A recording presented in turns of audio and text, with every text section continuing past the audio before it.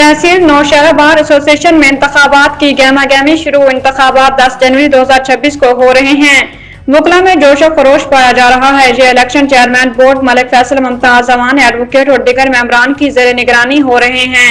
इंतखाबात में वकला के मुख्तलिफ पैनल्स हिस्सा ले रहे हैं। इस सिलसिले में पैनल्स ने अपने कागजात नामजदगी चेयरमैन बोर्ड के दफ्तर में जमा करवा दिए। चेयरमैन इलेक्शन बोर्ड ने वकला को यकीन दिलाया कि इंतखाबात मुकम्मल, शफाफ और जमहूरी रवायत के मुताबिक होंगे। ख़याम मुमताज अवान जनरल सेक्रेटरी के ओहदे पर बिला मुकाबला मुंतखब हो गए हैं।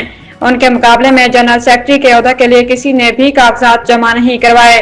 सदर के लिए आमिर खान अवान, मलिक अजहर नवाज अवान, मलिक मोहम्मद याकूब अवान ने कागजात जमा करवाए। मलिक मोहम्मद अकरम अवान और वसीम अहमद अवान ने नायब सदर, इसके अलावा जॉइंट सेक्रेटरी के लिए मलिक असलम महमूद अवान और मलिक खुशनसीब अवान ने कागजात जमा कराए। Chairman election board Malik Faisal Mumtaz advocate ने कागजात नामजदगी वसूल किए। याद रहे, इंतखाबात 10 जनवरी 2026 को हो रहे हैं।